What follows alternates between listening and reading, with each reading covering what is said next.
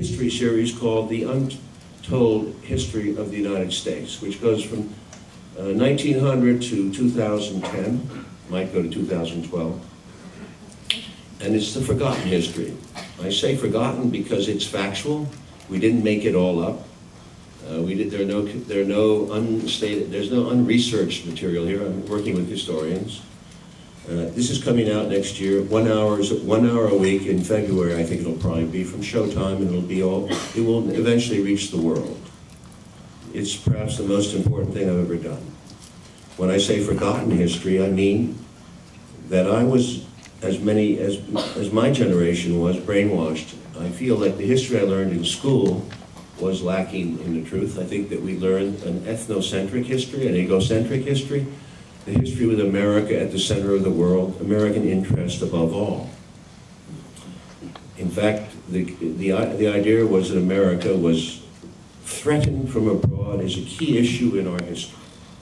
And the war on terror plays into it, whether it was after World War II, we felt that there was a preeminent Soviet threat, and Sovietologists will disagree with me when I say that our series points very clearly to the fact that President Truman's administration in 1945 took an aggressive attitude towards the Soviet Union by dropping 2 atomic bombs on Japan, which were not necessary. And this is the beginning of our TV series.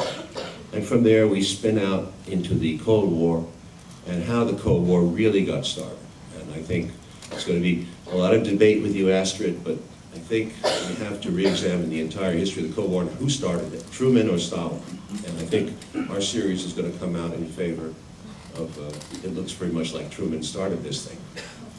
So we're going to take that history, we're going to go back into the basis of the empire, the United States Empire, back in the Philippine War, the Cuban War. We take it through World War I.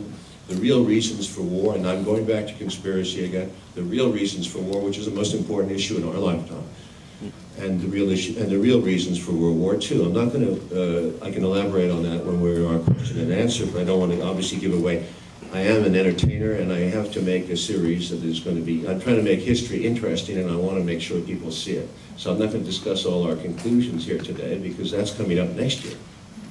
But I'm quite willing to discuss with you all the conclusions we've reached in Nixon, in JFK, in the other history films. You could call Born on the 4th of July a history film. You could call Salvador a history film. And I'll discuss with you the documentaries on Castro, on South American leaders, on Palestine and Israel in the Persona non grata series.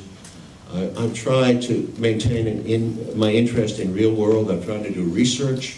I go out to the field as much as I can between movies. I try to meet real people and stay out of the movie world, which can be distorting as an influence.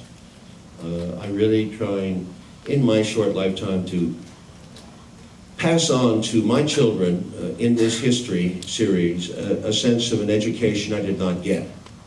I think education is the most important thing we have left. It is the way to fight power. Power corrupts us. And I think memory is the thread, the slender, fragile thread of our civilization. Without memory, we're fucked. This is the tyranny of now. And when I say the tyranny of now, I mean the tyranny of the news. The news that overwhelms us weekly. Whether it's Osama bin Laden being murdered, being killed, or whether it's the war on terror, there is this constant emphasis on bad news, dread, horror. The news work sells that idea of bad news. It depends on it for the most part. So we've reached a position of great fear in my lifetime.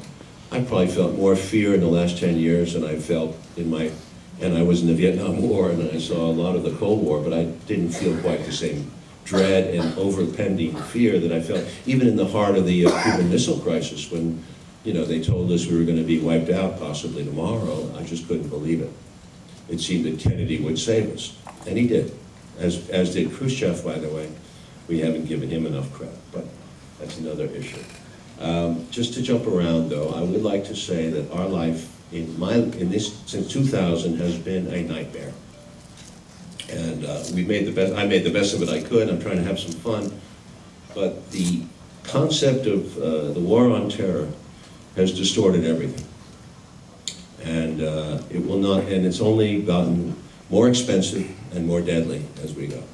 And I think we should discuss that when we have our Q&A.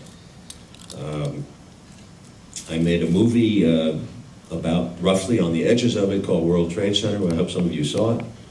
And then I went back 2 years later in 2006 and I did a movie on Bush called W, which was only up to 2004. It wasn't current, but it had a lot to do with a pattern in which a younger man is entitled, feels himself entitled to the presidency and does in fact inherit it illegally. And in a sense, because he wants to outdo his father, and I really believe this, psychologically important, because he wants to outdo his father, who has always done better than he has his entire life, goes to war in Iraq to make the point that he can finish what his father started and did not finish.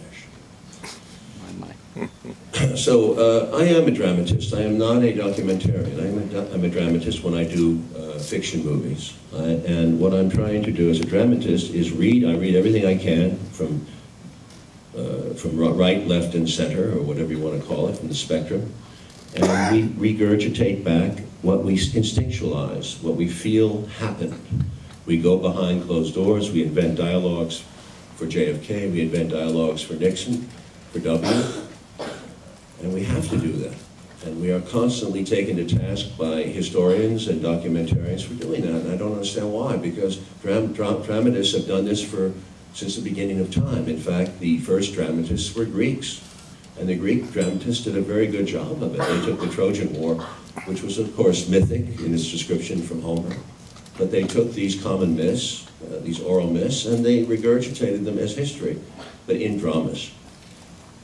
And we never really got the Greek historians that we have are starting up in that same period when the dramatists are already established in their supremacy. Aeschylus and Sophocles preceded much of Greek history that is written down. So it's a fascinating story, but you know, we've reached a time in our secular age when the specialists have taken over, and the specialists can specialize you to death. I'm sure Condi Rice knows a lot about the Soviet Union, but in fact, her advice to George Bush was about the Soviets was not very good advice, and we can talk about that later. She also called Harry Truman the greatest man of the century to Time magazine, which I think is an utter distortion of what really happened.